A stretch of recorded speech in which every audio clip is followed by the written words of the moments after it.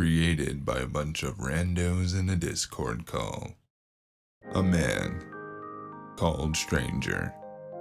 Episode 4. It's too many backstabs. Thank you for listening to the end of Act 1. Created by Out of Credits Productions and starring Whip Hand as Packet Tracer, Little Rascal Boy as Mr. Clade, Gigahood as Voice of the City, Rense as the Marshal, A Confused Mistake as Badge and Cupid, and finally, the Grim Bard as me, a man called Stranger.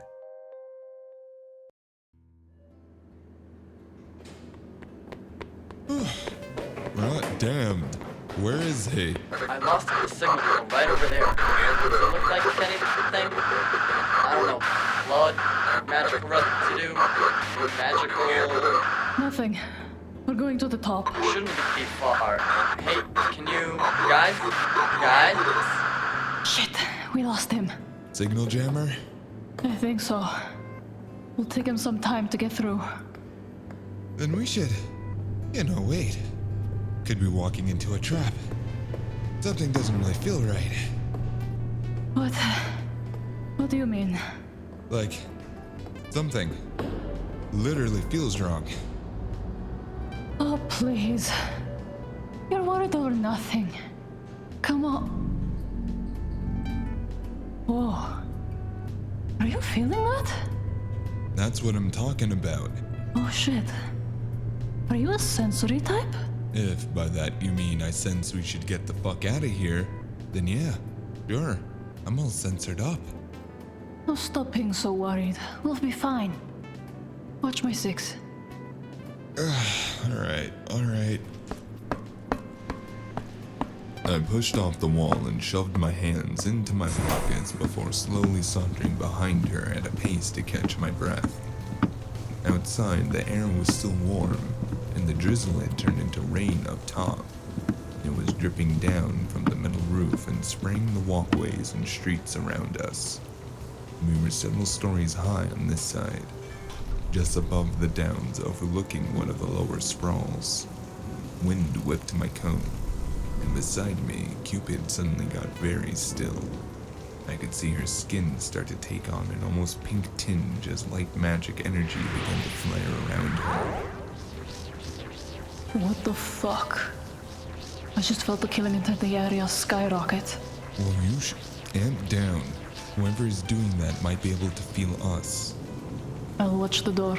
You check the edge. Down a few stories were the walkways between the buildings. I couldn't get a clear view of the one below us from this angle, but I could see a lone figure standing in the middle a distance away, checking their watch as they looked in my direction, but fortunately not up. Rather, at someone coming down the walkway. I ducked back for a moment as I thought their eyes flickered to me and turned around to wave at Cupid, but the shadows moving above the door caught my eye first. I was already reaching for my gun when Kid dropped down, much to Cupid's dismay and surprise. There you are. What happened? I waved to get their attention and they power walked over, crouching on the thin ledge beside me. Doesn't look like they saw you. Where do these walkways lead? Into the sprawls. That's smart. Yeah, I think we should just stay up here and watch. I don't know, maybe? Stranger, watch his back. I'll go find the jammer and get a better viewpoint. I really think we should stick together. Cupid made back for the door, and Kid was gone when I turned back around. That sigh escaped me, and I glanced back over the ledge to see the new arrivals to the party. And only half to my surprise was at the familiar faces, or rather, familiar back of heads of the freelancers. The 2 freelancers I had fought in the apartment in Bastard Yard were mercs, gunslinger types, the kind you send to do the dirty work, because they're not supposed to be so easy on the whole death thing. These 3 must have been the rest of the team. I already knew the short-bearded man being tailed by the small tread drone. The second was unfamiliar, carrying a scryer much like Packet does slung over their back. I couldn't see their face, but their hand was shakily holding on to the grip of a small automatic pistol at their side. Now the most familiar walked with an air of confidence. Her boots echoed the enclosed underground, and in the low lighting her green skin looked more like a sickly yellow. She was still very tall, and her auburn and red-streaked hair was tied in a bun on the top of her head. She was walking with purpose, leading the charge as the group slowly made their way towards the man on the walkways. I looked over my shoulder. Kid was gone. I groaned and looked back to the group, tilting my head, focusing on my Talthorian aspect. My hearing focused, bleeding out the background noise of the city, the cars and the people below, the humming of the underground to little more than an echoing faint buzz.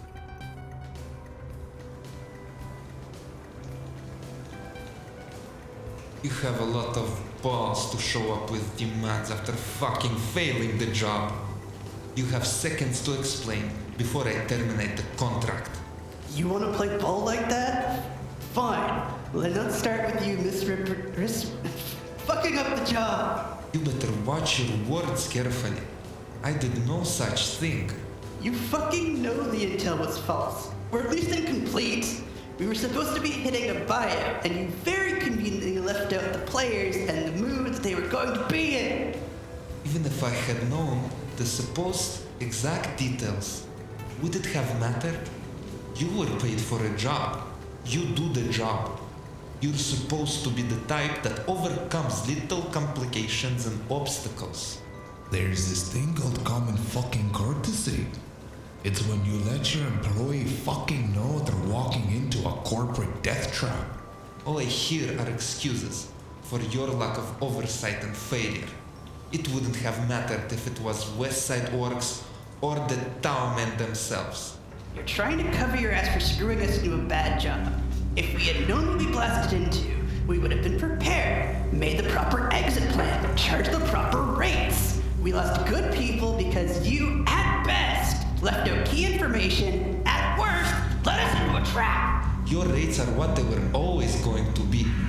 If that's the best you got, you're crawling up the wrong pole. You said no cops and no corporates. So far, there's been nothing but. And all of them are now crawling up our ass and through the underground over it. Do I look like an HR complaint board to you? If you couldn't handle the job, you should have made that clear. Regardless, it's obvious now you were not. That's what I called you out here for. Not to listen to your whines and complaints. We're going to renegotiate your contract. If you think that it gives you... No, you listen here, you corporate fucking pig. We lost friends because you gave us bad info. If something's down... Kelly, you corporal bastard! They should have known better to mention the employer out here. You're a dead man, you corporal scum! What? You're going to do something. Fucking try me. You are going to pay for this. I highly doubt that. Your team has proven ineffectual. I am terminating your contract now. Active immediately. Oh yeah? Let's see how you like this, you corporate bastard. I snapped back to reality. Through the walkways, I could see the man and his drone go stiffer than Packet when he's just opened a new bag of crisps. It only lasted a brief moment, and the drone burst forward into action. Spindly metal legs unfolded out of the sides of the treads, and it suddenly clanked across the metal, trying to launch its claws at Mr. Clade. The Jack seemed unimpressed. His eyes flashed yellow only for a brief moment before the glow blinked and rippled under his skin.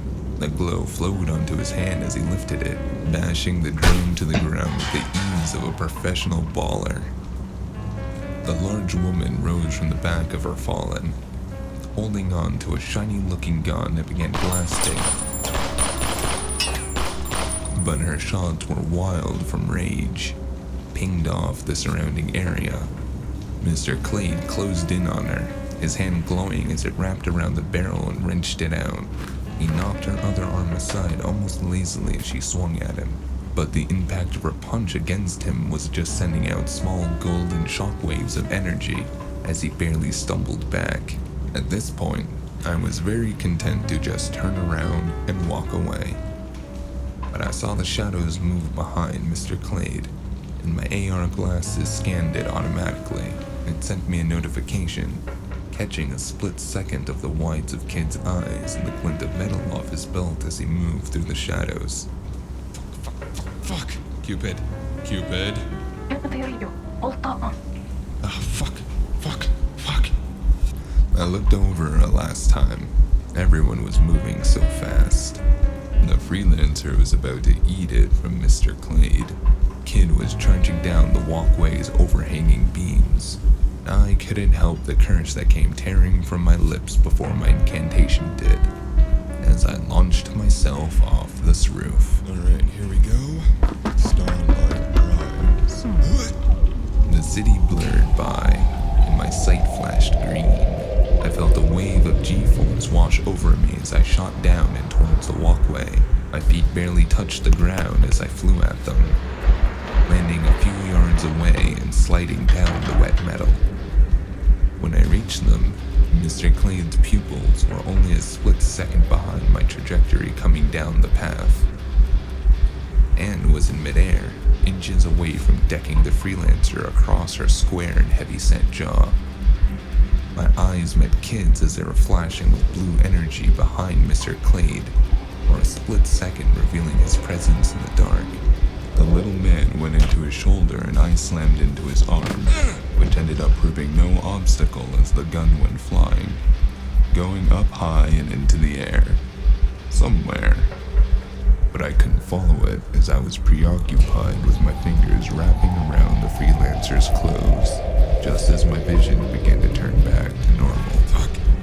Winds intertwine. My windburst came out stronger than it usually did, possibly due to our location so high. My feet skidded across the wet metal, not making enough traction to stop me. I tried to spin in the air and change my trajectory, but I couldn't get off another incantation, and the freelancer kicked me off of her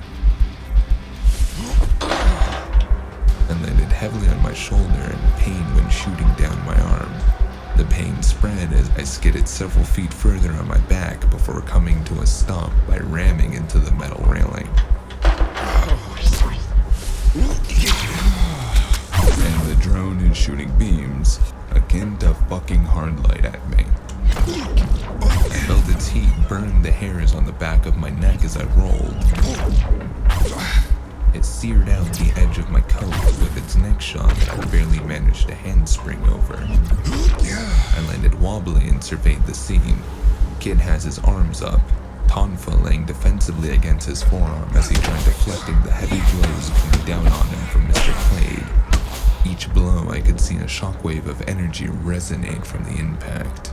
Stranger, Kid, what's going on down there? What the? You guys okay? Getting heat signature from down there. They're fighting something? Cupid, we could use some cover fire. Kid was taking it like a champ until Lucky shot at his ribs, doubling him over, and a follow-up slammed him hard enough to send him over the side of the railing. Increasing your numbers isn't about to make your termination any easier. You're gonna pay for this. Fuck. Why are we doing this? Kid? Ah, fuck. Magic. Be my bind. A thin grappling line came shooting from below and latched onto the metal beams above us. As Kid reappeared over the edge, I threw a hand back, pulling the whipping wind around us and using it to launch myself into the air. Hold on. The next beam of light passed beneath me. The drone's barrel tried to follow me through the air, but it was slow.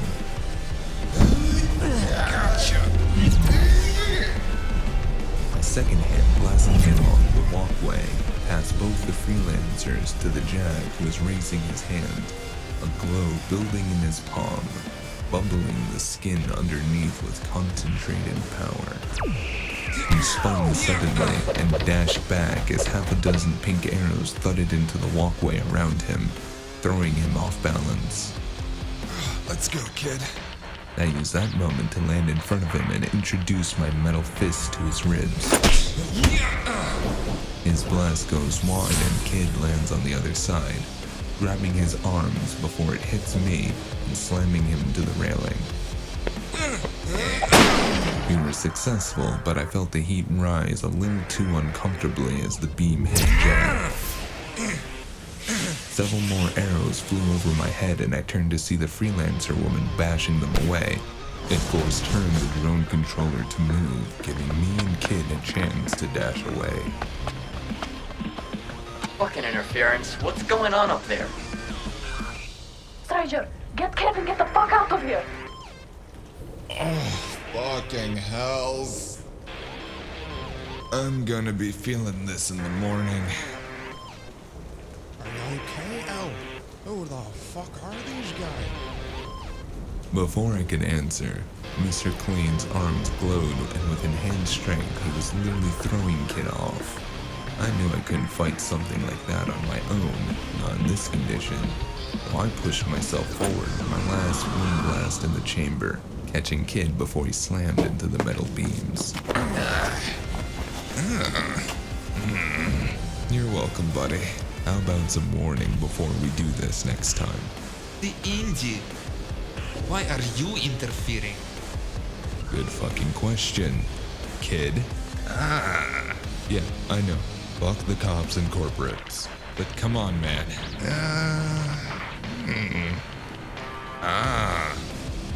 That's not a fucking reason. I will deal with you two in a moment. First, I have a rat contract to end. Jack turned away, the glow returning to his palm as he turned. I saw pink come streaking down at him from behind, but he just raised a second hand and fired at Cupid's arrows and the drone simultaneously. Beams and magic collided, and for a moment, all I heard was the sound of my own heartbeat, and all I saw was pure white. Ah, fuck.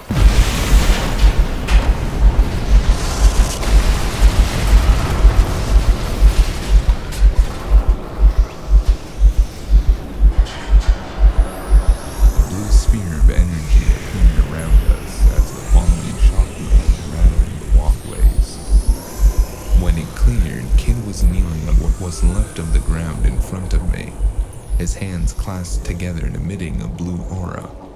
Steam was wafting off his body, and the air had an acrid stench that stung my nostrils.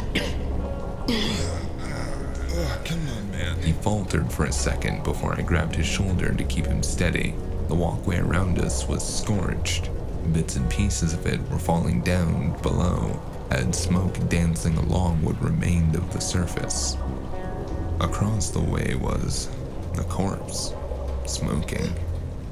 The drone head had shrapnel jutting out of the upper half of his body. I didn't see a lower half. The injured freelancer was a mangled mess beside him. Most of her seemed to be attached, but that looked to be unfortunate. It was a corpse, and a near corpse. The big woman was on her knees, bracing her right arm that was still glowing with fresh smoke pouring off it.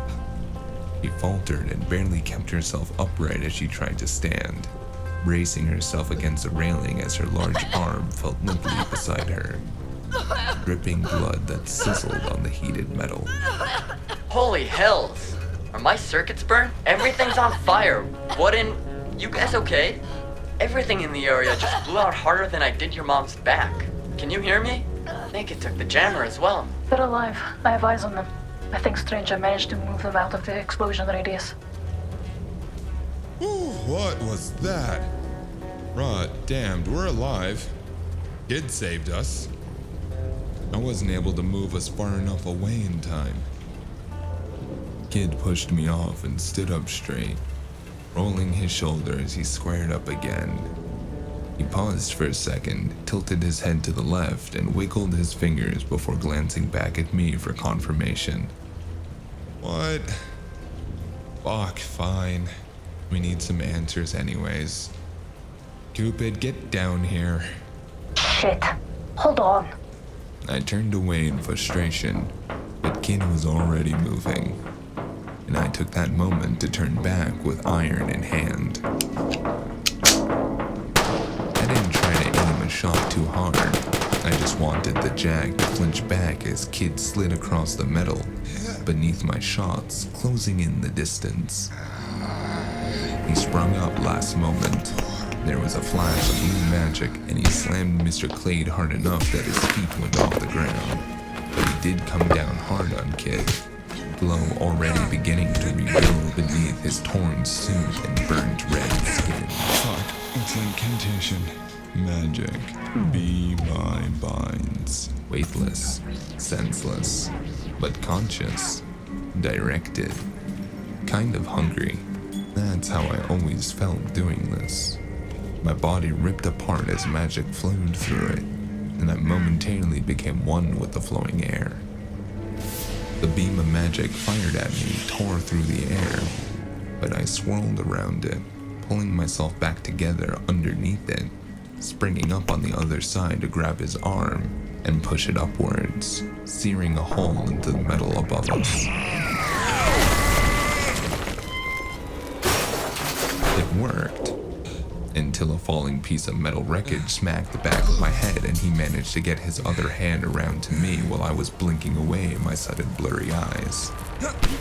Fortunately, several pink arrows thudded into his chest as Kid was getting back up and charging back with an ethereal blue hue going down his arm, holding the blade of his hand inches from Mr. Clade's neck. You rot-damned nuisances! He was unnaturally strong and nearly threw us both off before Cupid appeared, slamming him back. I got my gun back around comfortably, but he struggled, getting a good enough grip on me that I could feel the energy in his hand begin to burn through my jacket and into my skin. Organs are going to be scattered across the sprouts before you can recharge. Well, aren't we in a pickle? Breathe too hard and I might accidentally blow a hole through you. If your fingers so much as twitch, they'll be picking up pieces of you in the sprouts for days. And that sounds very messy. Wait, you understood that? What did he say? Yeah, he can feel your heartbeat, can and will make it go pop. So what now? All of our mutually assured destruction is laid out open. Why are you even attacking me? That's a good fucking question, stranger. Honestly, Kid here engaged, and I watched his back as I was told. Otherwise, I have no idea what any of us are doing. What are you even doing here, Jack? I was meeting contractors, ones that proved unreliable. You are the one who disrupted me, lawfully terminating a legal contract. Why did your friend attack me? Oh, he's got a thing for cops and corporates. Please don't ask. How about we all realize this was a slight jump of the gun on our part, and a misunderstanding all the way through, and slowly everyone lower their glowing hands. Yeah, I think that would probably be for the best. My job here is complete. If you both back off and get that psycho child off me, I'll amp down. Alright, slowly. Alright, there. See? Much better. Everyone fucking breathe. Good, now back off. You are one bastard, you know that, Indy. So I'm told. Not nearly as much as a bastard who just murked a bunch of soulless in an inconspicuously cop-free area. Ah, fuck. The big one's gone. Did either of you see where she went? Rot. They broke contract and tried to back out. Stranger, I suggest you read the bylines when you take a job before interfering like that again. That's going to cost you. Oh, don't you worry about me. How's the knee, Yazidi? And the cops treat you good? Tell me something. Does Mr. Mathers know you're here? Why do you care? Just find it odd that he thinks you're out doing work.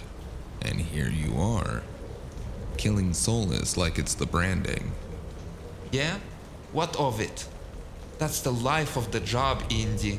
I tend to disagree that this has anything to do with the collecting information Mathers thinks you're doing. I was. They were supposed to provide. They didn't. Let's assume you aren't a liar. No, scratch that. Let's assume you aren't lying about this specifically, because otherwise, you're still a liar. Why would you be out doing this? You're a prick. I wasn't lying. You've got all the resources on this girl, like me. But Ian, you're also out here in the underground, all sly-like, and what I can only guess is a personal agenda. That's based on the assumption that the boss doesn't have you on the girl or me on the merchandise. And based on that, you don't know that I went to see him this morning. He made it abundantly clear he wants the girl first. Something about image. And making a point with her, I'd imagine. So what's in the box that's got you oh so riled up? You really want to know? I'm asking, aren't I? What did you overhear? In general, a lot. Right now, in all this wind and noise, nothing. I was in the building over. Didn't even see you here. I shared a quick look with Cupid and he seemed to weigh his decisions. His eyes shifted from me to the silent kid and back. I kept my face ignorantly blank, covered it in a mask he wanted to see. How about this, Indy? You and your fixer are just in it for the money, right? Correct. Then let's make a side deal. What kind? The kind of deal makes us both happy. I haven't been as happy as far as I can remember. To be fair, that's not too far. So what do you got? You go along now, and we both pretend we didn't see each other. Not seeing the make happy part of the deal for me. Give him a moment. Next comes the sweet part. While you're on the job, you just keep me in mind. If you bring me the package, the merchandise, I'll give you the price, the buy price for it. You've got money. All in Kenny's. Untraceable. All yours. Where'd you get it? Weren't you planning on stealing it? If you've got the cash laying about, why not buy whatever this MacGuffin is? Because when those stupid freelancers fucked up the job, they thought bringing me the money instead would suffice. Though we're being open that you hired them to hit the buy, right? Is a case full of money not enough to walk away with when you've just double-crossed what I'm coming to understand is the biggest crime syndicate in downtown? Some things are more important than a case full of Kennys. There's a whole lot of things scarier than the Leisure organization, Indy. Not really, no. Irrelevant. I have the money and I'm taking the risk. All we both gonna do is keep our mouths shut, and if things work out, they work out. And if not? If not, we'll probably never see him ever again. Kid, what say you? I'd really rather not.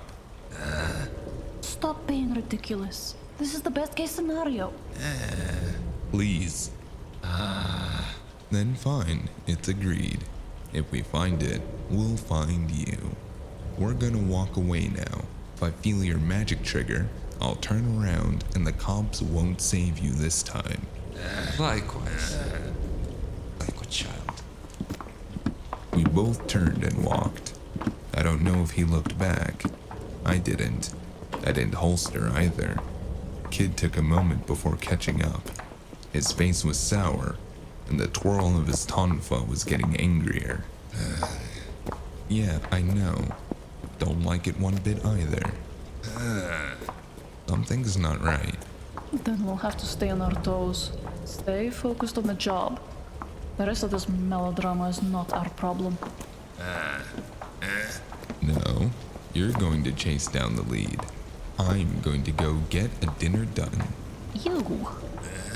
It's like 1 part coffee, some liqueur, a dash of cream, not sand, and then a splash of whiskey. You get it piping hot, because when you've drunk half of it, they refill it with more iced whiskey. It's fantastic. If you ask nicely, the manager will even put some of this icy creamy stuff on top. Why would you even do that to yourself? It tastes sublime. You know, that's probably why you're in pain all the time. My man, of course I'll get you one. Don't drag him into your insanity. Drink a Java like a normal person. I'm not liking all the judgment I'm getting from over there. Hey, I'm just saying, if you want to drink a Java like a twin girl, you go ahead. Well, that's rich coming from the woman I caught listening to L Rock the last time I was at her house. You son of a bitch, you swore to never mention that again. Everybody lies. Even me sometimes. I'm going to kill you. See, kid, lies. Regardless, he's not going to say anything. He never does. See? Wait, why is that? Really? No shit. Huh. Every word? Damn. That is both the coolest and worst thing I have ever heard. Definitely not the worst. Have you heard of the quacks? They are definitely worse. Oh, shut up before I nail you to a wall like a quacks. Let's go hit the chromium. Nothing more we can do here tonight, and I'm fucking exhausted. I'll call Packet. We'll get some drinks. It'll be a good time.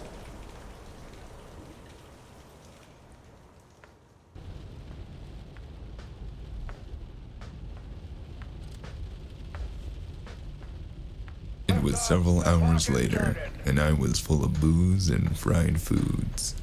The Evo group arcology loomed overhead as Packet, Cupid, and I made our way back to our building in Cupid's car. Packet had wanted to go straight back as he had work in the morning, but a promised nightcap was all the convincing either of them needed to take the scenic route down by the docks. Why are we down here? Don't you live the other way? Going back on my previous statement, second that. I also want to know why we're taking the long route. Because Rash mentioned a dealer that hangs around here. I just wanted to see. See what? Oh gods, I hope not. I mean, the area. My guy, this whole borough is semi-civilian.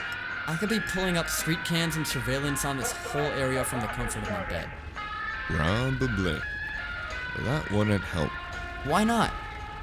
Because I wouldn't be able to do this. Pull over there.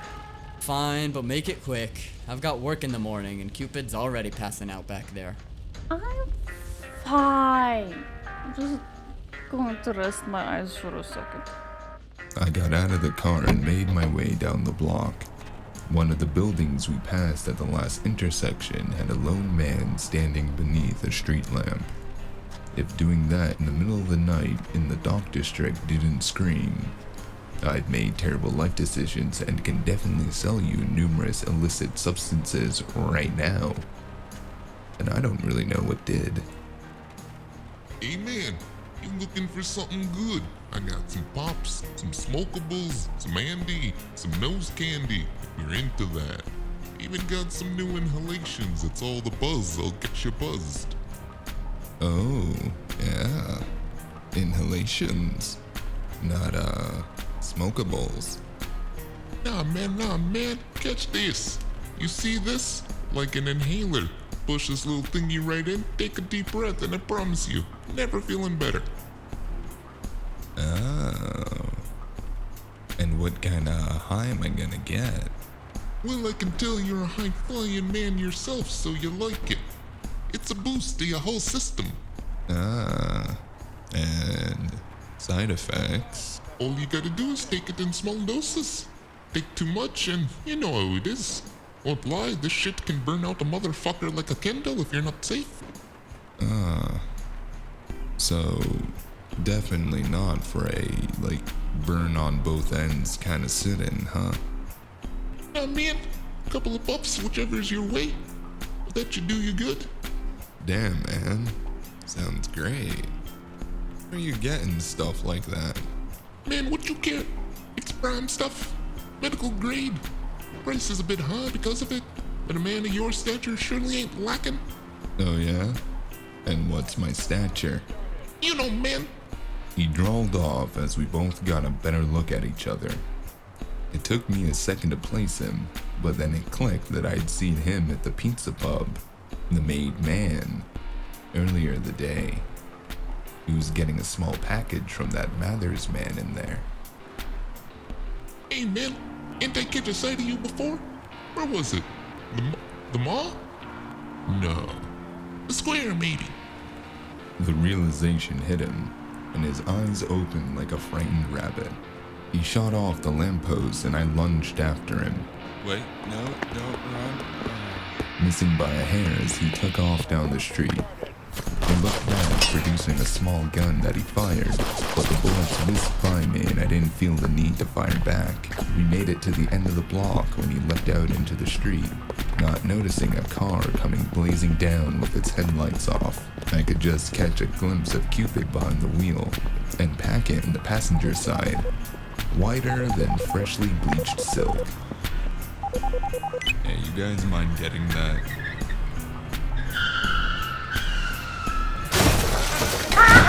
It's Ash and Die Scum! Woo! That puncher! Legs?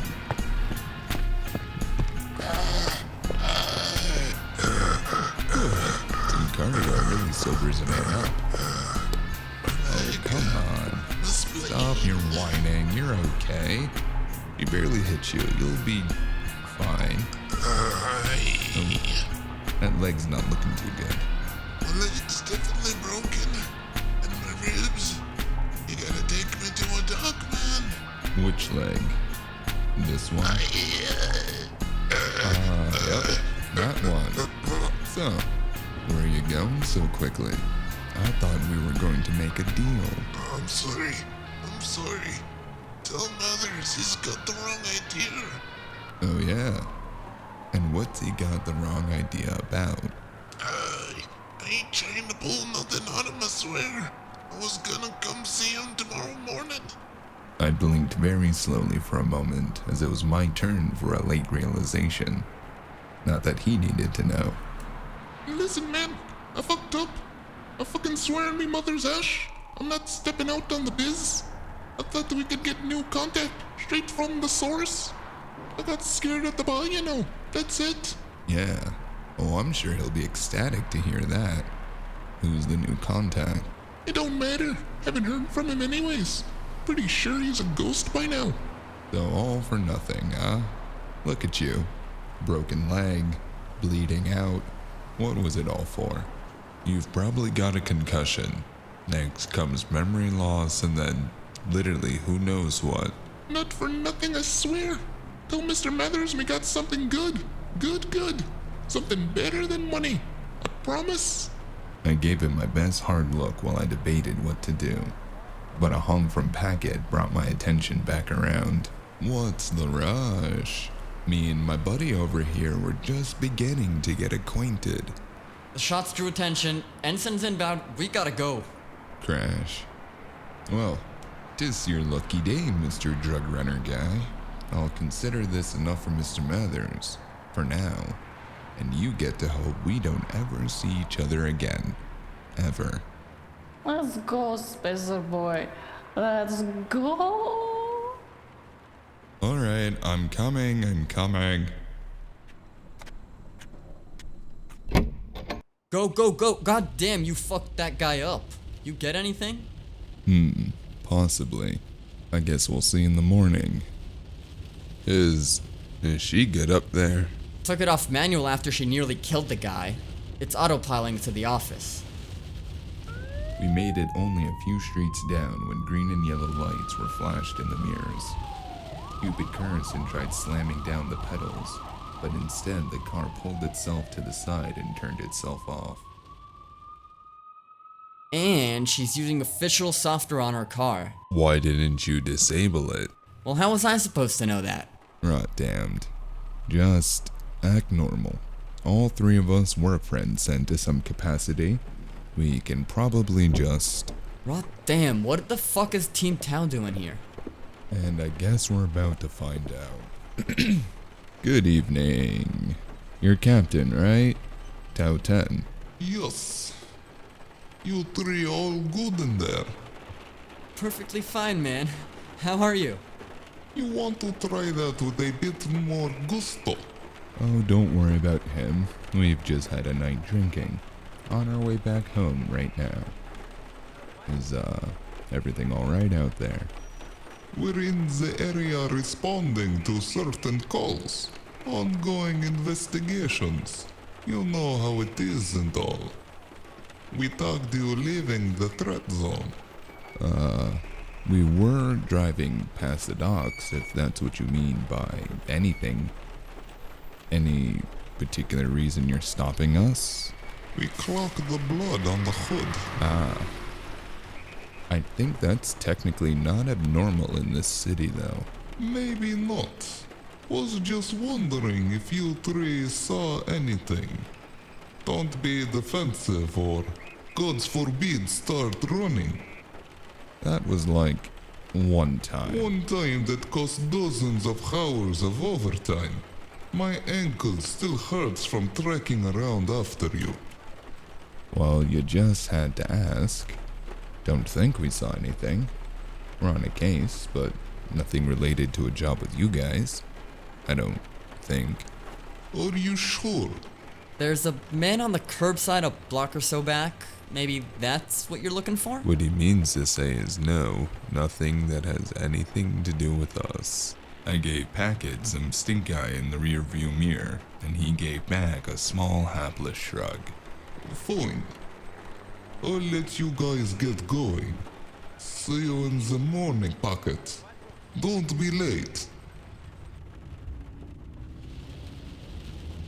Alright, dude. What the fuck was that? I don't know. I panicked. Tan is terrifying. I saw him wrestle a Tomoto dragon once. For fucking fun. Then he ate it. Raw. Oh, dragon steak. Guys, I'm hungry. I want dragon steak. Shh, not now, see. Shit. You think we're stepping in on an open investigation? What are their open cases right now? I don't know, man. I work the security database, not open cases. All I know is that they've been knee-deep in an active op for months. Since the mayor died and I got the job, basically. Guys, I want food. Damn, I hate having missing puzzle pieces. Especially when my eyes are too blurry to see the picture. Well, you must hate everything then. You're the definition of a missing puzzle piece. Fucking tell me about it. Fuck.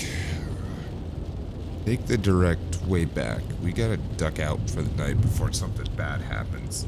I can feel it in the air. Guys. I'm hungry. Come on, let's hit a drive-thru.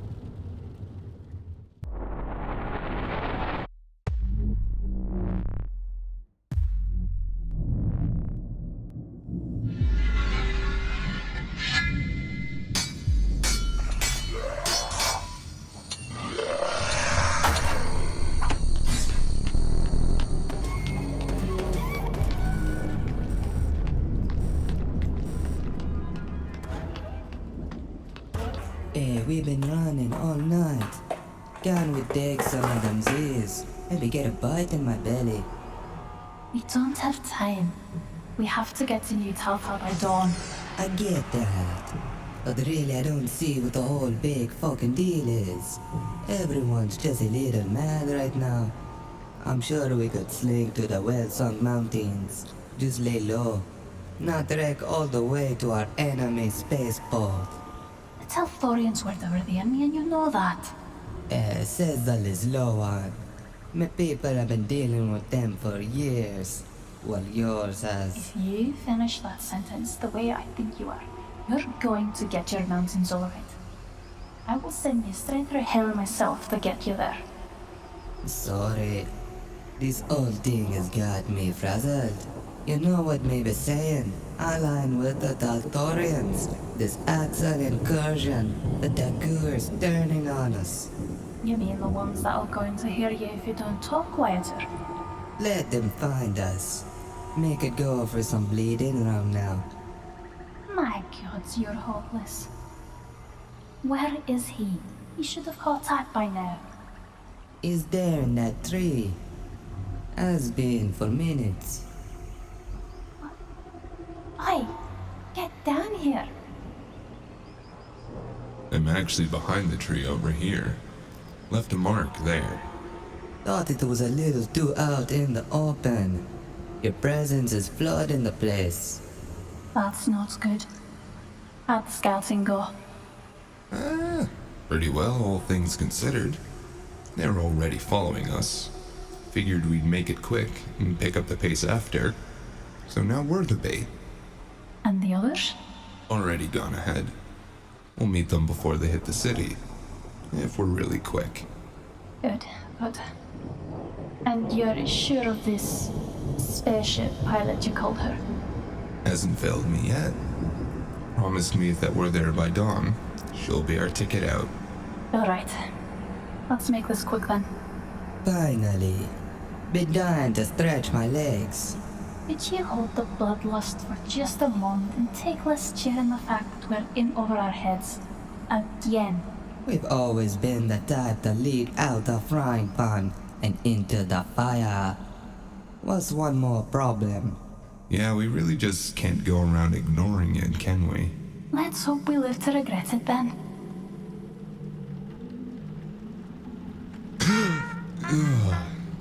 Oh, man.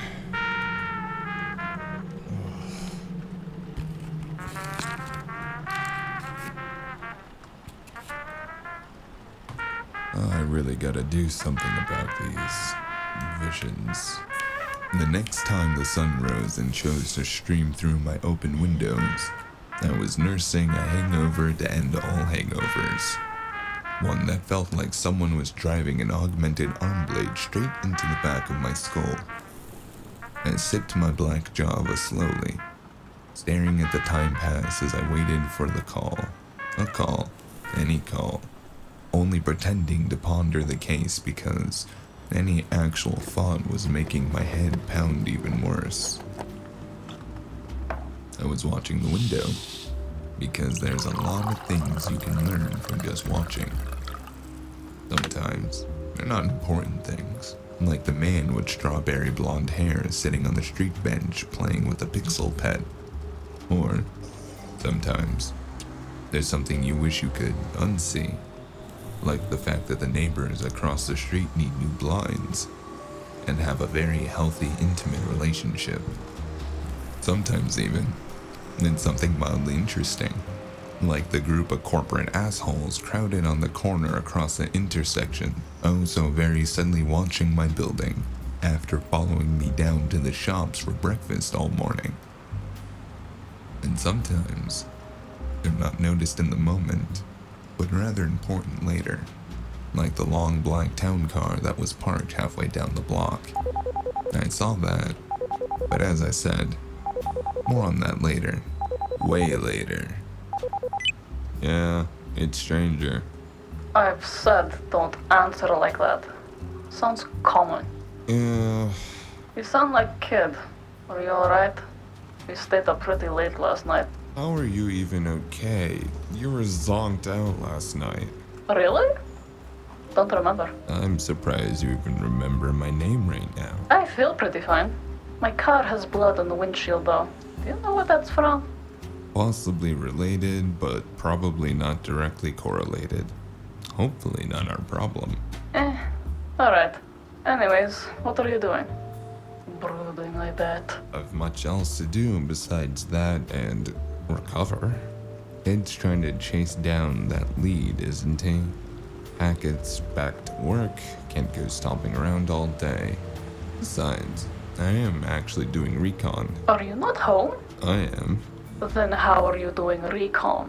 What am I gonna search every inch of the sprawls for this chick like, kid, I'm watching for something else. Well, I don't want to douse your fire, but...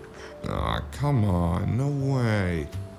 I've been trapezing around for days. Kid came through and has an approximate location, but you're going to have to do some groundwork. Rot damned. Can we not just call this one off? My head is pounding. No, we just got this job probation, and it might lead to bigger ones. We are not fucking this up. Alright. I've got to fucking walk all the way down there again. And I think I'm being stalked. Yeah? Hopefully not by a fucking fangirl already. Who is it? Not sure. Well, then waste them. I don't kill people for no reason. They might be important. Well, then lose them. I'm sending you codes to the underground now. Get away from them and get on it. Alright. Ping me if anything comes up. Might have to go dark for a few hours. Well, here goes yet another day. I pack some heat and a smoke before striding out of my office building. The group was acting as inconspicuous as a gator in a glass coffee shop as they followed me down the block. I lit my smoke and adjusted my jacket so my iron was clear to see. Didn't install them. Didn't pause them either. And when they followed me around a corner into a nice quiet side street, they didn't even seem concerned when I slipped another alley before they came around. Didn't lose them though, even as I made my way down at a brisk pace, cursing that it was a dead end. I turned and made my way into a little bar that was a quarter way back up, just in time for them to miss me. I tossed the barman a credgram for a bourbon and told them to keep them coming while I got a seat. I peered around the edge of the window seat as I sipped. They were standing in the middle of the side street. One was holding up a small beeping device, and all three of them were peering up and around the street from me.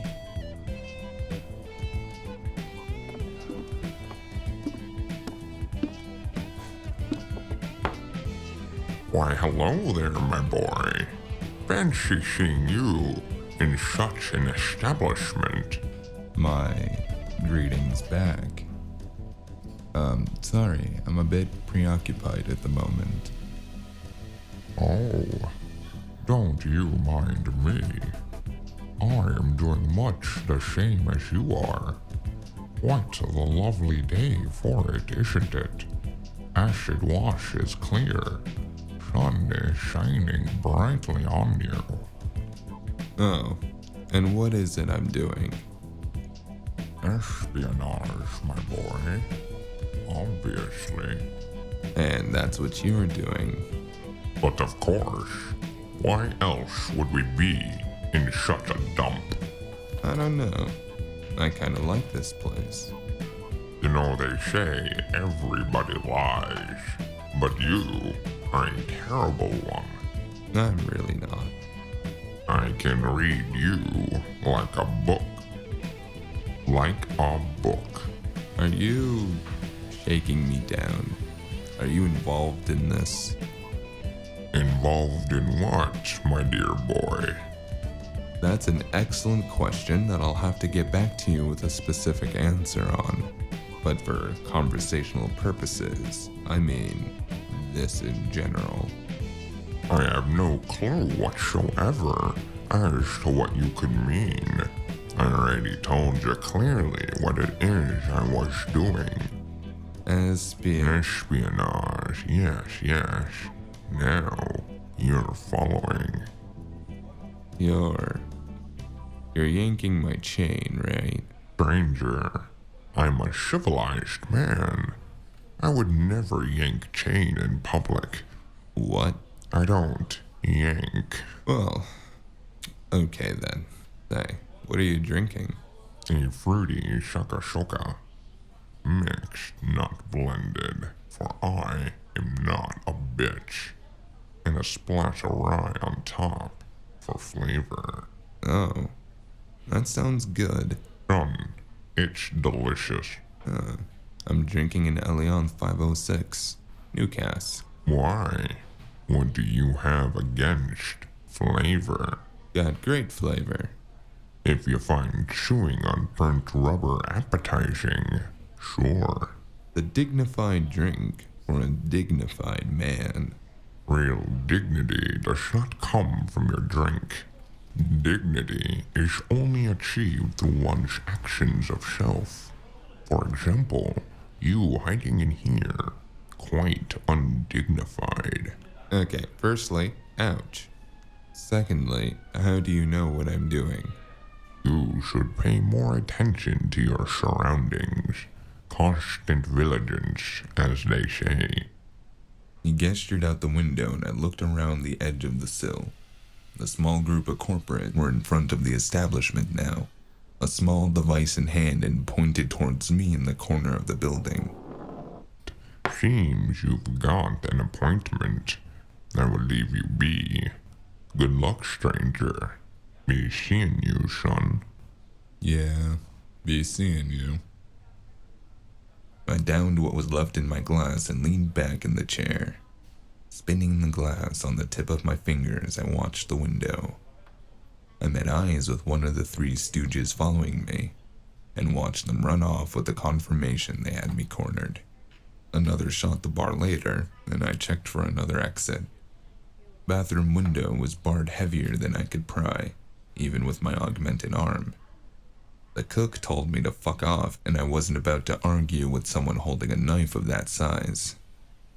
Dragging my feet back to the bar, I resigned to probably having to shoot my way out, whether I wanted to or not, and got a third drink, sipping it while facing the door.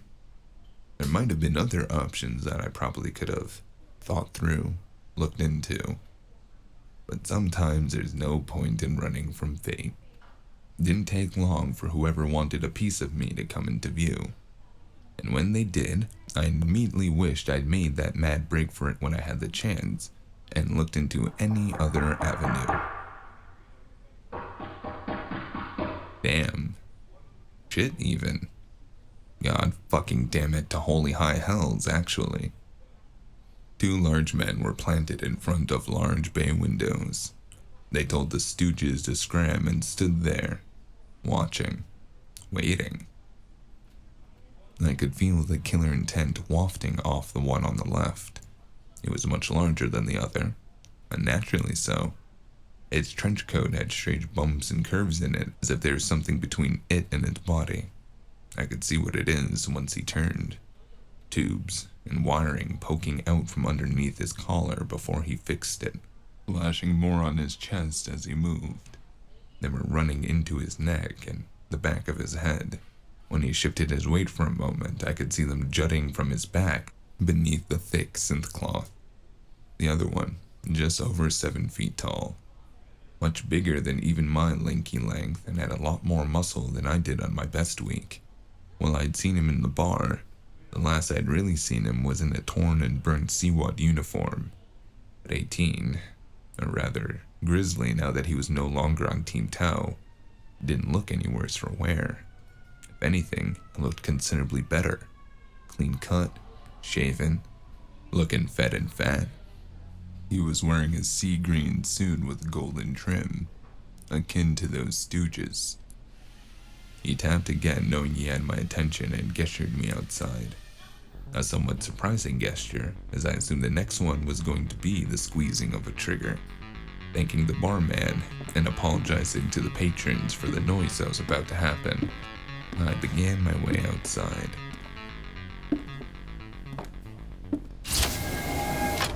The street was empty beside us. A light drizzle was starting to wet my exposed hand.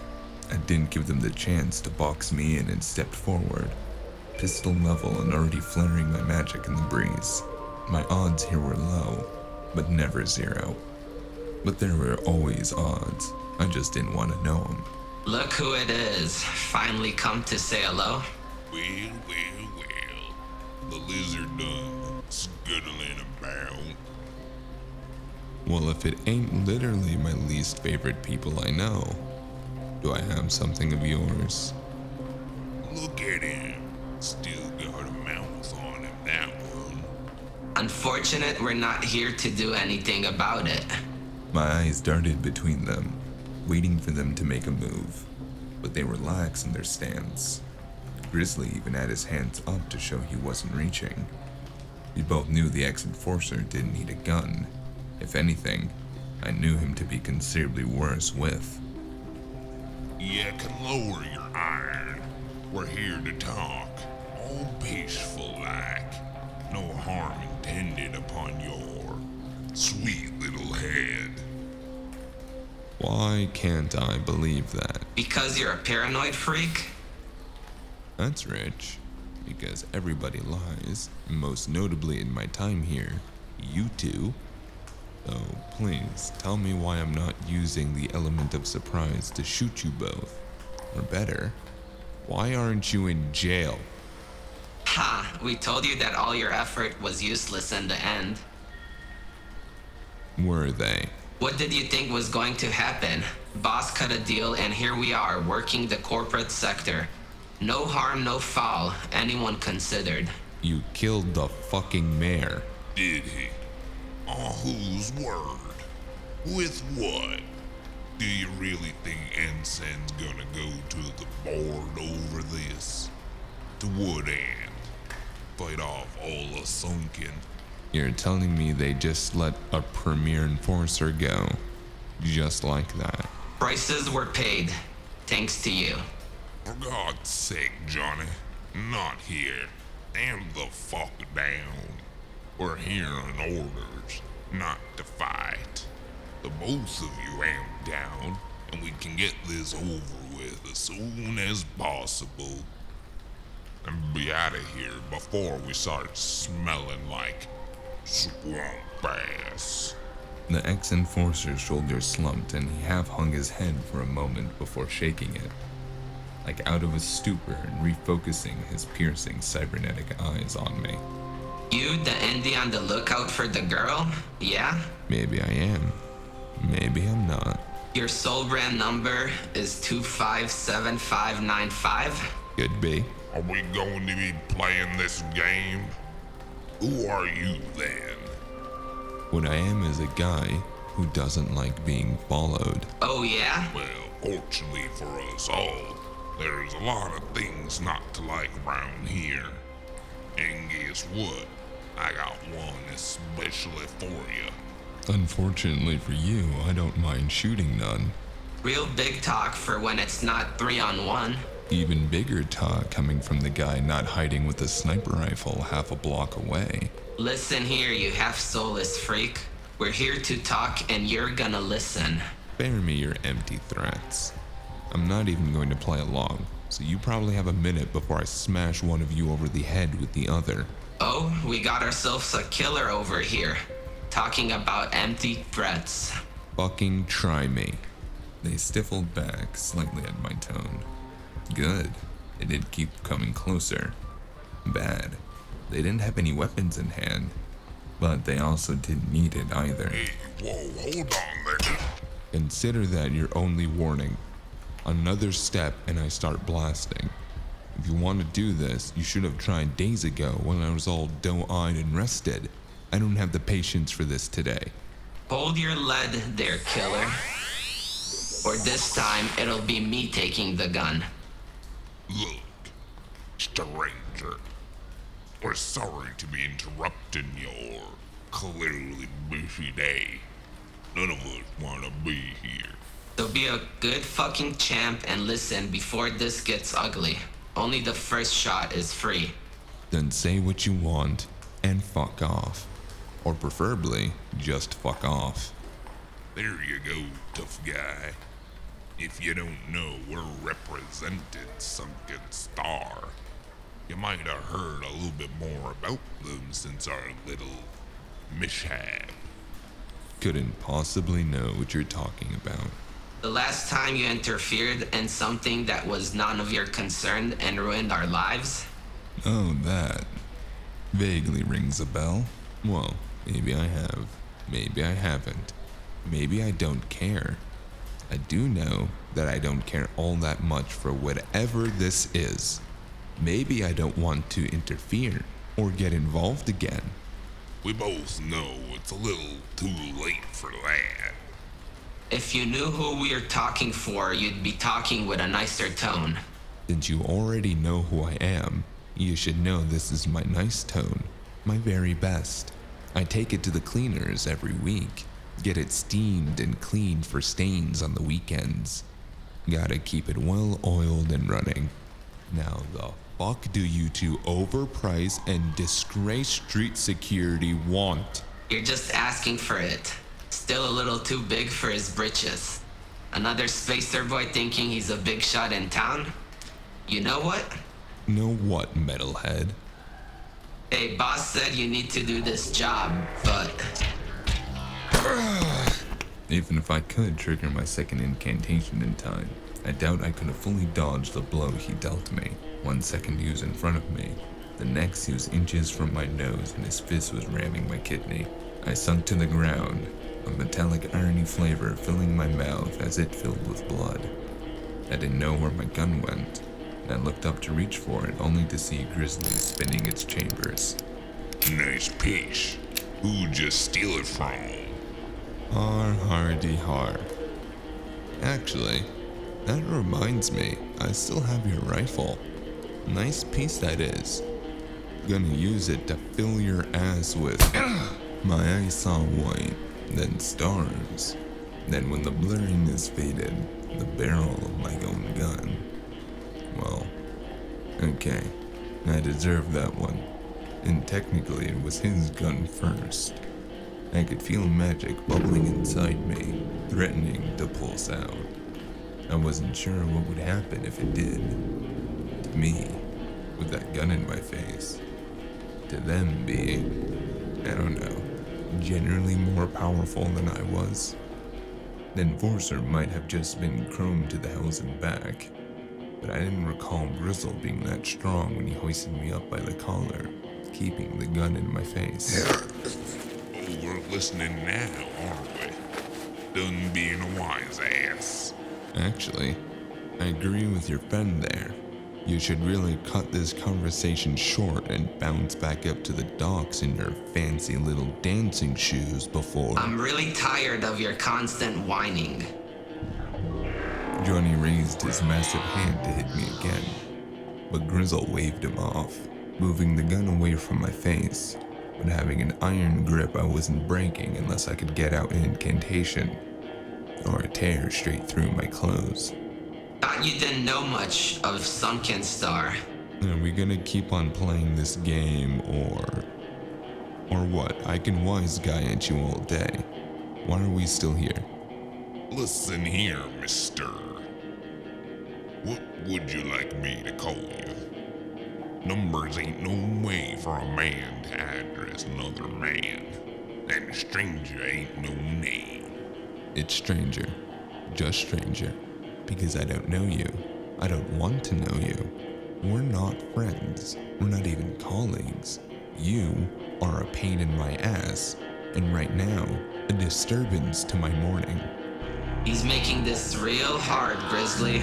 Maybe we should tell the boss that. Curious, in the middle of his threat to me, Johnny doubled over in pain. His hands went to his temples and he grunted, holding back the pain for several seconds before slowly releasing, straightening his back up, now pale as a ghost. Grizzly put me down to check on him for a moment, and I remained frozen in place. Stop letting him agitate you. That's his whole scheme. Ugh, what a bastard. They're watching you, so keep it cool. Keep it verse. Yeah, sorry. It's getting harder. I feel like maybe I should be here for this. Can I go? Well then, Mr. Stranger. It seems we need to slam down them brass tacks. It must have been surprise on my face when he flipped the gun around and handed it back to me. Sensing a trick, but unsure from where. I slowly grasped the handle and took it back. I couldn't feel anything different on it, but you can never know, so I turned and chucked it as far as I could. That was, well, can't say I blame you. We wouldn't be up here bothering you if we didn't have a proposal for you. Word is you're now the man for odd jobs around here. We got quite the odd job. So odd our bosses have us down here looking for you. Peacefully, as we were just reminded. Tell your boss to lick lizard. Is that so? You sure you want our boss to hear that from you? Can they hear me right now? You can eat lead while you're at it, you hear? I don't care about your problems, I don't care for your proposals, and I won't work with a bunch of fucking corporates like you. We know. We saw your little meeting yesterday over in the west side, and we can make a little gander as to what job he offered you. Good for you. Are we done? You don't find any of this curious, or even piquing your interest a little. So, let's say I do. What's it to me? Are you about to offer me double what everyone else is paying? You don't even know what's going on and you're ready to turn down a corporate offer? Oh, am I ever? I get it. You must be the party that's not getting what they want here, but that's none of my concern. And you can understand enough to know that if you bring us the package, we'll pay you triple everyone else. That should speak in your language. I don't know about any package. I'm looking for a woman. Now you could say she's quite the package, but that'd be bad manners, and I'm sure you can tell mine are excellent today. I seemingly brought my good ones for the terrible company I'm in. Grizzly cocked his head, seemingly curious at the nugget of information I just dropped. Face stayed blank though. Couldn't tell if he was surprised or intrigued. Johnny didn't have such control. Could tell the surprise and kerfuffle on his face from the way his metal brow furrowed, the small frown growing across his shiny face. It's uncanny. That's so. Better than yours. You're not shot yet, are you? Yeah, and you're not dead, but Johnny. The Cyber man tensed. I could feel the tension in the air rise between us, but I kept my focus, gauging their reactions. The heave of Johnny's chest as he flexed his hand, the twitch in Grizzle's mustache as he shifted his weight from one foot to the other. You were hired to take out the woman? By who? Oh? Now who doesn't know what's going on? Are you trying to make this take as long as possible? Maybe so, but I was hired to retrieve her. I don't do wanton murder. That's your guys' business. Ha! They think they're going to get their rat with you? That way she's going to come quietly? She got away from all of us last night. Man dead by the fucking dozen, chasing her down. You're a fucking limp noodle. Did she? And why would she go and do that? Well, don't act coy now. Even if you're looking for the package, then what's your problem getting it for us? Maybe I don't like the extra work. Or more specifically, I don't like you. I don't like your face. I don't like his face. I don't like your voice, and I don't like your attitude. Honestly, I don't like the way you smell either. Swamp ass, is it? Don't rise to him, Johnny. Listen, if you bring it back in one piece, you're looking at 20 big ones. Oh. Big number, huh? Bunch of zeros on that. There is. And the opportunity for future jobs, of course. Boss knows you're not the type to work all official, so he feels this would be more your speed. Your boss, huh? He said you'd be familiar enough after your meeting. Also said to consider this offer a tree branch or something. Fine. Let's say I stumble across this elusive package. That's a big if I find it, because I'm not going out of my way for you chuckle fucks. But for this very unfortunate conversation's sake, where do you want me to bring it? Look at him. Kenny's make a man change his tone real quick. Fucking hypocrite. Where do I bring it? The Starway Plaza on the east side. I'm sure you know where it is. Do I? If not, you better get acquainted with it. Don't count on it. You can find him there. Usually the executive office. You have a good day now. We'll be seeing you 257595, Mr. Stranger. Don't get wasted out there. Yeah, sure. It ain't over, fucker. Not by a long shot. The moment they were gone, I breathed a sigh of relief. This job has become like an onion. Disgusting layers that were threatening to make me cry with each one I tore back. Oh, come the fuck on. Why does everyone know where I am? My eyes shot up as a blacked out van cut off my exit. Fuck. Don't even. Turn around before I shoot you, stranger. We're not chasing you today. And in an immediate 180, there was someone dropping down from the wall and slowly making his way down towards me. Oi, stranger! This wasn't a rock in a hard place. This was lead and fist. Don't run, stranger. It's too early. Man, I really traumatized you guys, huh? My knees hurt just thinking about it. I'm not running. What is it, the new casual pastime to harass me? Does everyone not have anything better to do? Who else has been bothering you? I turned back and the large hairy sheriff, marshal, of Sector 9 was strutting towards me, hands in his pockets and his hat pulled low. I could spot his shiny brass badge on his chest and a gun on his belt as he rocked up, looking me in the eye with his amber ones that were sparkling hazel in the rising sun. It's a long story with old friends that I'd rather not bring up. Never mind. Don't have time for that. You have something for me? I do? You do. What makes you so sure? You can play coy with a couple of haircuts from Sunken, but you gotta be all chromed out already to think you can play me. So out with it. Or do you need a metal shampoo? Alright, Crash. I might be technically charging you for this. That can be negotiated. Spit it out. Well, as I'm sure you do know, I'm looking into a missing girl. Maybe a maid woman, maybe a freelancer. Not sure yet. Job's less legal than I might have thought. We're apprised of that. What have you dug up? Mostly that it's a really shady deal gone wrong. Between corporates and the crime families. I don't know, big man, it's a whole thing, clearly. That's why we don't appreciate you stomping all over it. Is that it? Is that what I'm doing?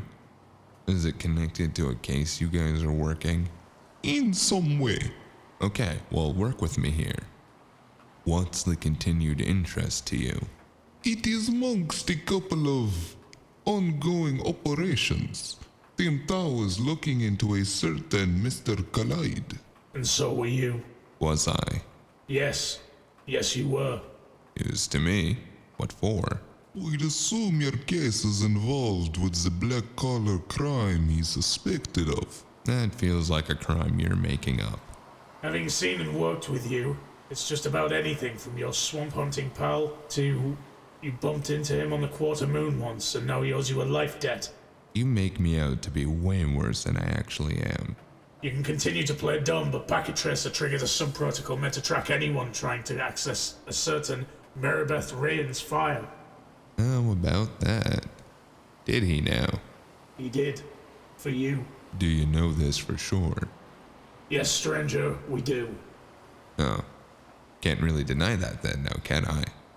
Furthermore, it led right to Mr. Clade's as well. Quite the snooping you two have been doing. I'm almost impressed with the groundwork. Fucking Packet. I thought he was all untraceable like.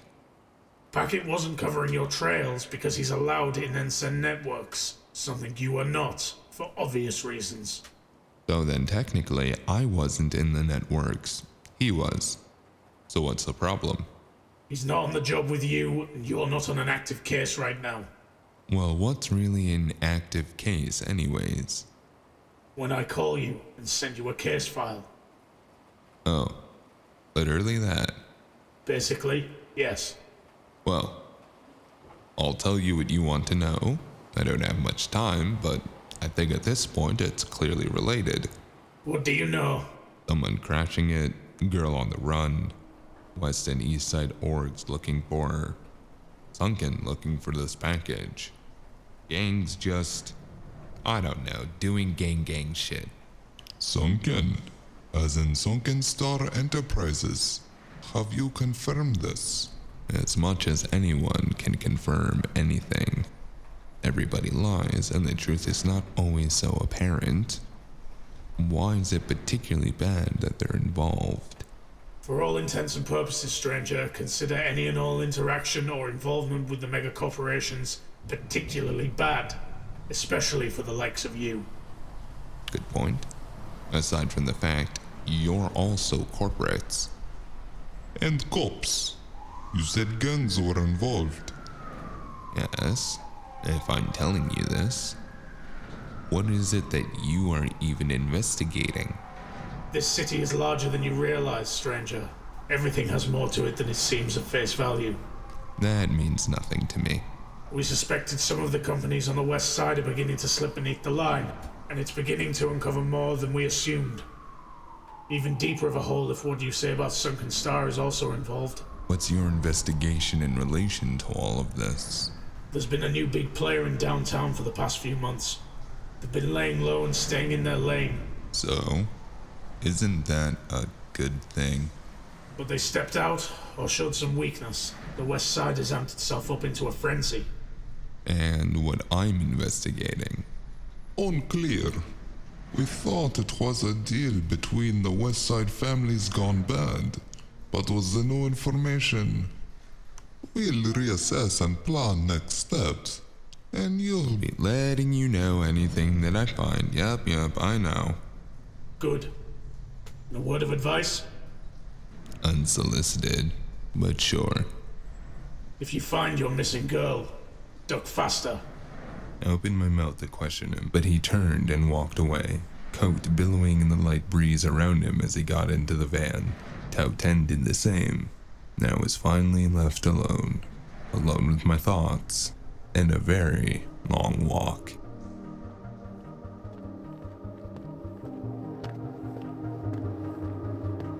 SCT was a big city, bigger than the average spacer like myself ever got to see, even if they tried.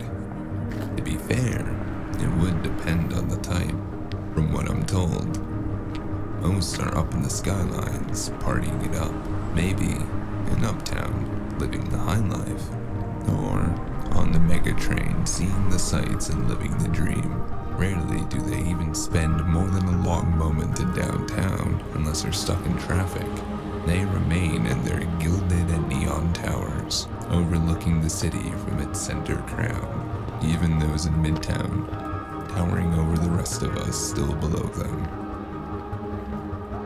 Then you had the rest of us, mercs, traders, lost souls, leftovers from bygone eras, adventurers looking for their fame and fortune, people living on the edge, towing the lines. The deeper you go, the more variation you could find. Old school ones like delvers in the undertown beneath the midtown, mercs and traders in the alleys of downtown, and guys like me, hanging around the underground downs and, the sprawls. Well, who knows what you're really gonna find there. There weren't rules per se, but it was only lawless to the corporates.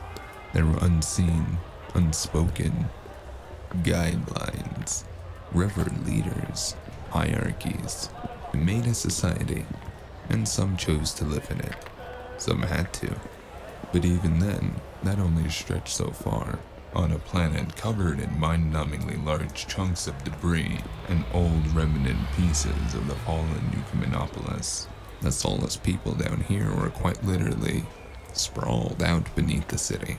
This particular one was otherwise known as the Suicide Sprawls, one of the places even freelancers and indies like myself tend to avoid. I was stuck down here once, and getting out was less than pleasant. Much less than pleasant. There was nothing here aside from the forgotten, the left behind, and the miserable. The middle buildings and their inhabitants were half crumbled into each other. Half didn't even seem to have any power running through them. Those that did had all their windows and doors on the bottom floors boarded and sealed up, whatever that's a euphemism for. Slurping down a bitter synth Java that I got while walking down some of the worst streets and alleys I've seen in my time here, I turned onto the block that Kitty gave me. I almost turned back. My AR display was highlighting a trail into the alley. I knew they'd been seen around here, and my eyes were peeled for any hint of the targets along the streets and sidewalks. And I took a nice long look around as I reached the opening of the alley. Nothing. But across the street there was a store.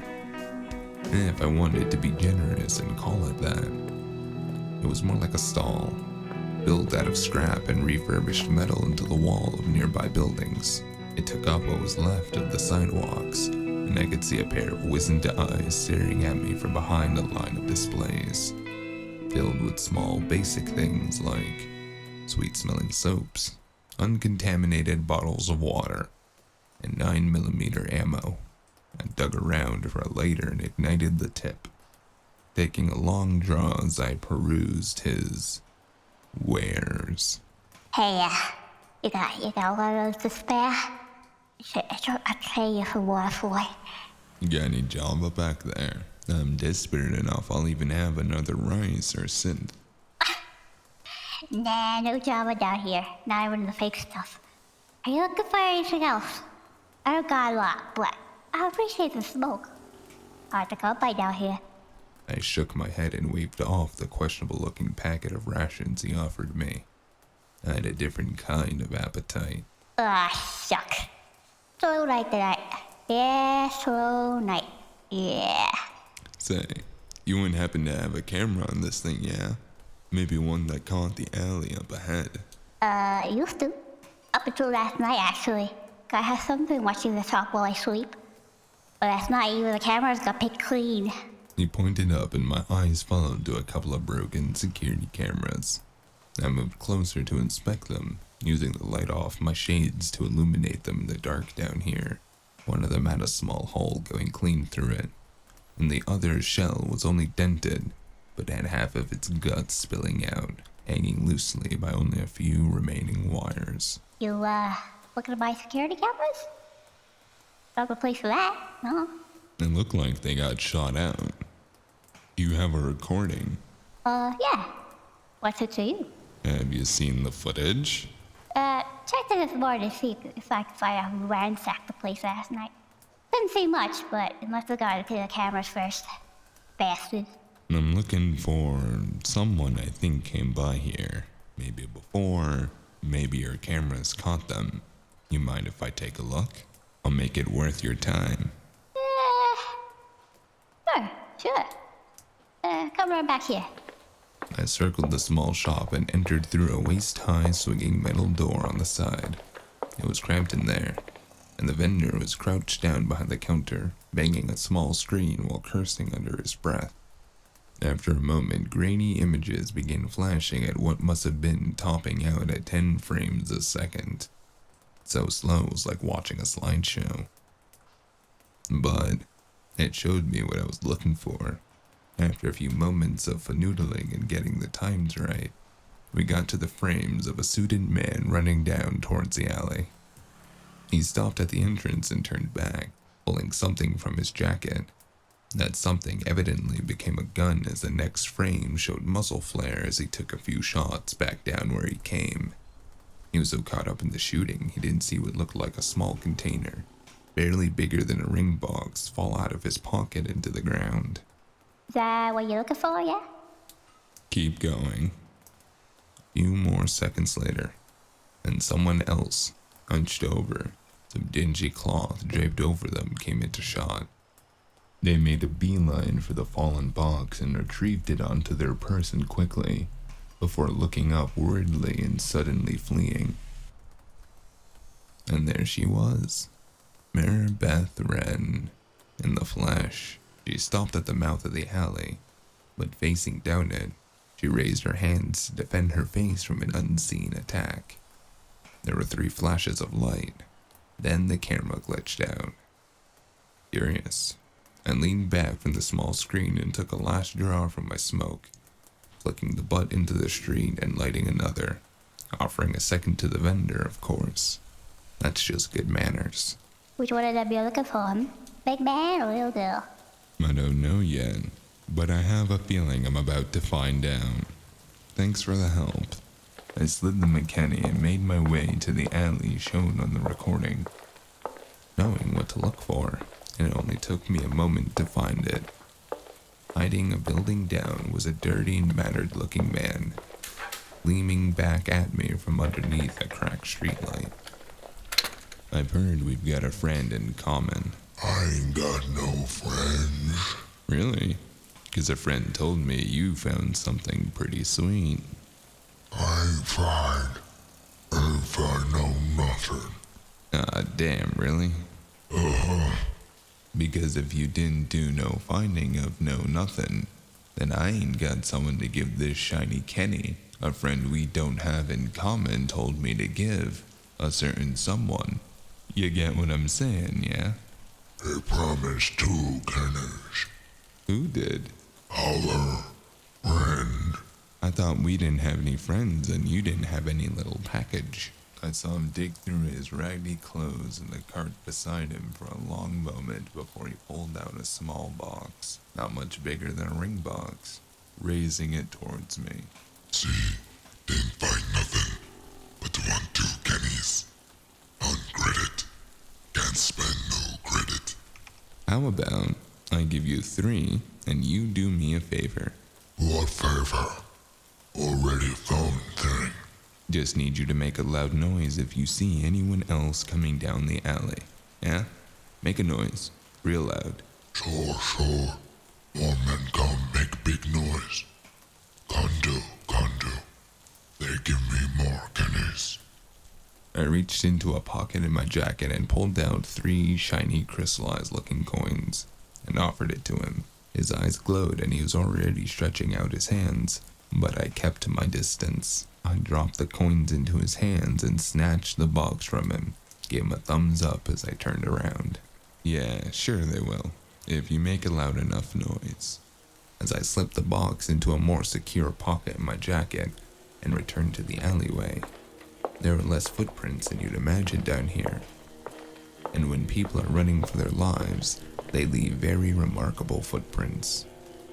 The way it's remarkable how many footprints I'm fighting leading up to slashing marks. I took a step back and scanned the area with my shades. Footprints led right to where I assumed the deed was done. Left behind faint horizontal slashes on the wall, not as deep as in the yard, and then drag marks where they must have dragged a body, and this time they're on a fake bodyguard. I half expected him to be dead somewhere, and managed to hold down my dinner as I stared at what was left of his face. I wasn't about to move it from where it had been unceremoniously shoved behind a dumpster. Body was stiff, according to the stick I poked it with. Probably here for at least a few hours now. And what do we have here? A knife. A knife? A knife. It looked like he had tried to get a last licking. The knife was covered in a thin layer of blood. There was a soft blue glow coming from the crystals within, Blade was too thick to have caused those slashing marks in the wall and in the yard, though. I moved back over to the wall and constructed the scene in my mind. If this guy had bad luck, the slasher had made it all the way to him before he could get in a proper shot. If he had good luck, he managed to get them before they tore out his throat and off his face. It was a nasty looking blade. Probably stung the attacker. But let's say you get stabbed, push the dying guy off of you, brace against the wall here to check the wound. It's jagged but shallow, so you're okay. Down here, that definitely meant an infection. Probably stitches as well. Next thing to do is hide the body behind the biggest thing you can see. Push him behind the dumpster. I walked towards the dumpster and turned around to survey the alley. You run to the nearest safe-looking space and wait for your backup, whether it be freelancer or corporate. And the third window down wasn't boarded up all the way. Looked like someone had pried it half off. When I got closer, I could see it wasn't nailed in to begin with, nor did the ledge I was climbing through have as much dice or grime on it as everywhere else. Well, if that's not suspicious, I don't know what could be. The hair on the back of my neck stood up and I slowly started moving my hands toward my holster. I felt the air move and I knew it was too slow. I ducked and something moved behind me. A shot went over my head, tearing the adjacent wall up. What the? I swung my legs around and they collided with someone. But they were very solid and I nearly bounced right off. Fortunately, their next shot tore a hole through the ground where I would have been if I'd not moved with the motion and spun away. Guess we're doing this. It was too dark to see my attacker properly, but they were having no issues keeping up with my wild strikes, using the barrel of their gun to neatly entangle my arms within each other and push me back. I skidded a few feet on the floor, coming back around with the gun in hand. But as I turned my shoulders around, ready for a final confrontation, it came with your friendly local woman pointing a shotgun at my family jewels. Easy now. Any sudden movements and you're not dying quickly, but you're sure as hell gonna die. You hear? Being someone who'd rather die as quickly as possible, I hear you, and I'm listening. You have my full attention. Good. Now, before I do what's promised, who sent you? If you're gonna shoot me anyways, why would I tell you the one thing you want to know? Because you may want to die in one shot. You make a compelling argument. Then I'll answer a question. Who said I only had one question? I'm Independent Investigator 257595, and I'm on the job. The Indy? What are you doing all the way down here, huh? What's the job? This might come as a surprise to you, but I'm looking for someone. And who might that be? I paused my answers. I was slowly turning with my hands raised as she grilled me. She was nearly my height, but had a heavier build like she particularly enjoyed lifting weights. Her clothes resembled being once a pantsuit, possibly even ballistic weave, but hard to tell as though so tattered and dirty. She was scowling beneath her long auburn hair and had deep raccoon bags under her eyes. And there she was. I definitely recognized my target, Mayor Bithrend. She was also starting to look otherwise familiar, but I held my breath a moment and inwardly cursed my luck at the whole situation. The tension in her posture was visible, palpable in the air.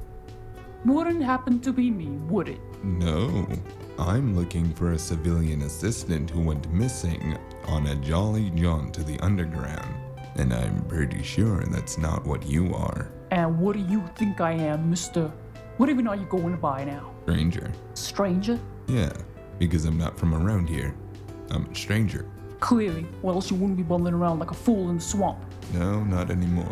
Back to my questions. Who do you think I am, Mr. Stranger? Well, now don't hold this against me as much as you are that gun, but if I had to guess, you know, I'd say you're quite a capable person. How capable? Capable?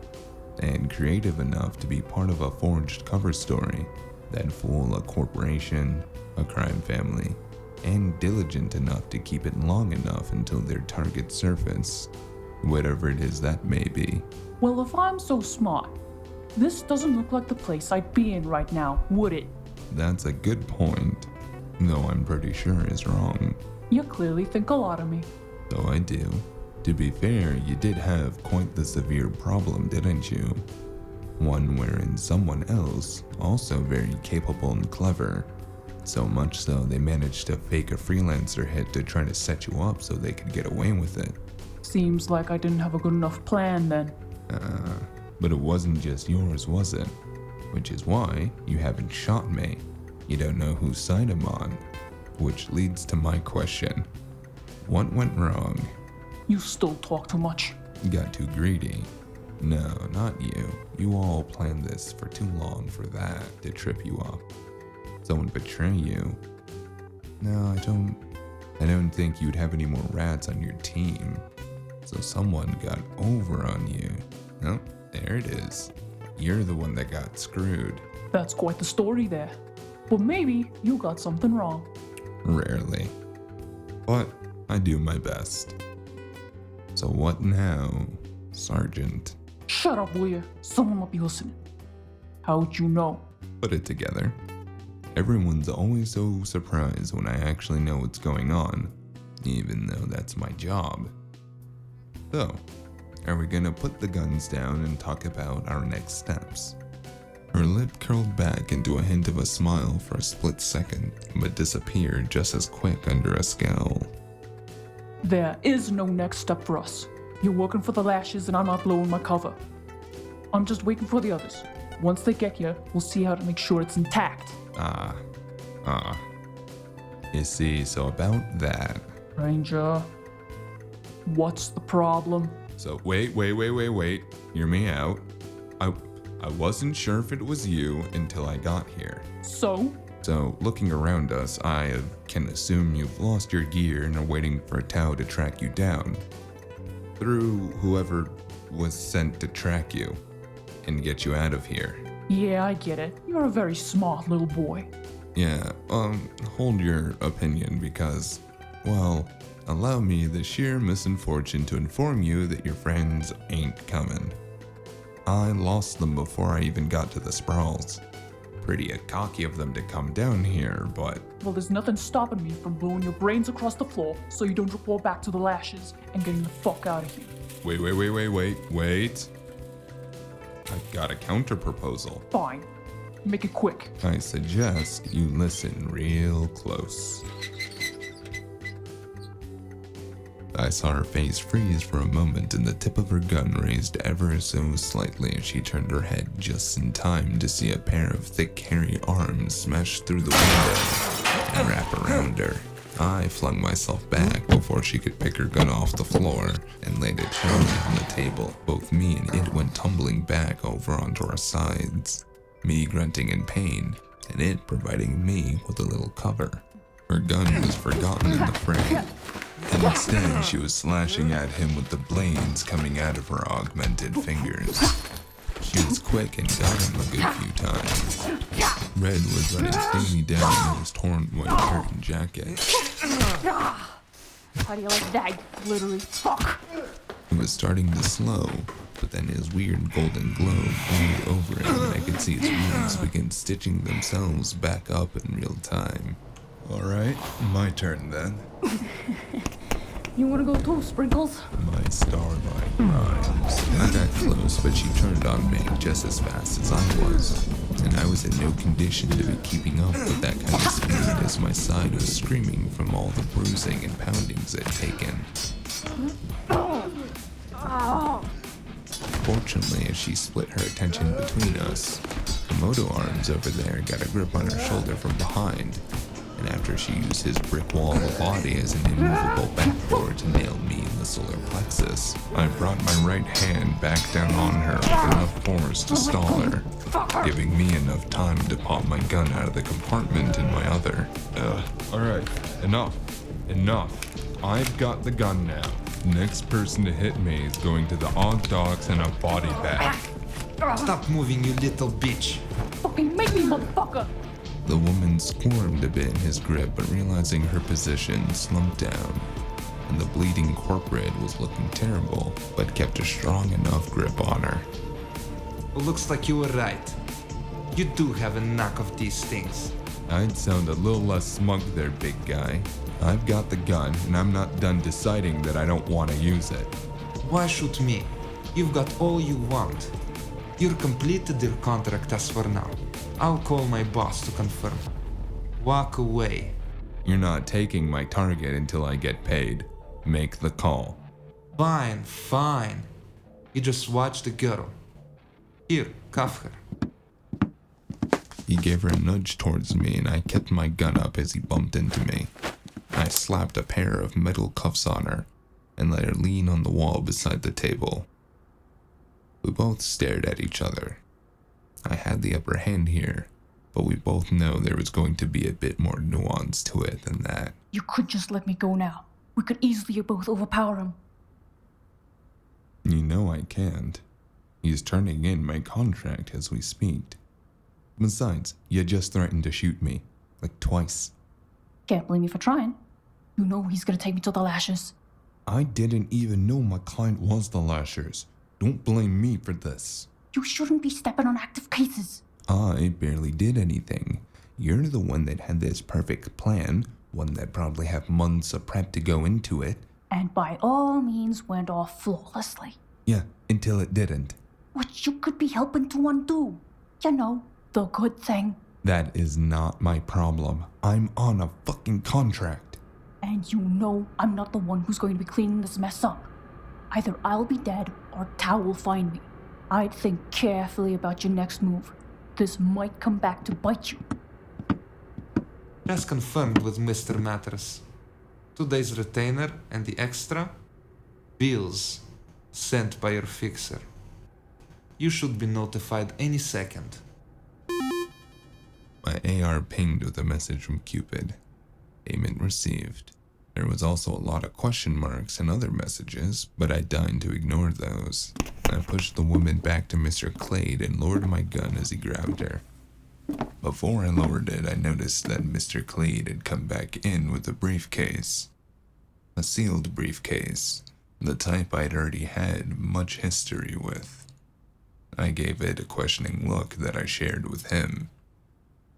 There was only a second he had his back turned to me, as we both stepped to the table that had the briefcase. Keep looking so fucking smug, you bastard. I'm gonna smash your face in when I get out of here. Keep barking, dog. You satisfied, Indy? Well, actually, I think we have one last matter of business.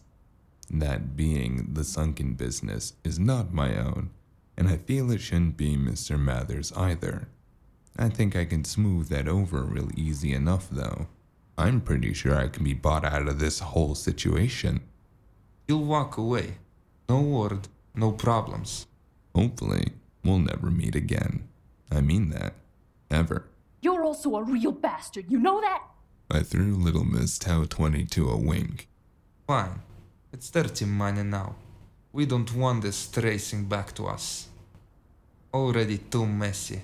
And made a decision I hoped I wouldn't regret while rolling my shoulders, before Jack turned back around holding out the briefcase to me. I used the motion of rolling my shoulders to pick it up. Now, the woman. She brushed up against me as I pushed her forward at him. She was reluctant and stumbled before freezing halfway, and there was a look back over her shoulder at me with a stony face.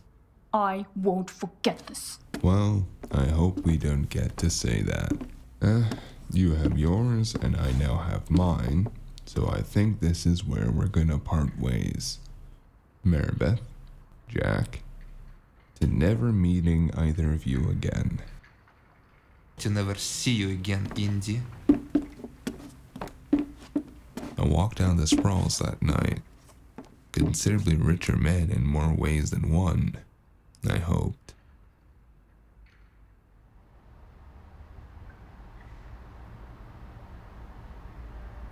What do you mean she got away? Oh no. Well, not my problem. She was well within their custody, and regardless, they're the ones that demanded her over. Stranger, what did you do? Nothing. Honest. You should have brought her in yourself. I wanted to do that. He's the one who called it in. Check the logs. That's why we got paid so early. That's sloppy work. What if I want to work like this again? I don't want a contract like this ever again, thank you. Right now, I need a drink. You coming by for your share of the bonus? Yeah, of course. I'm on my way.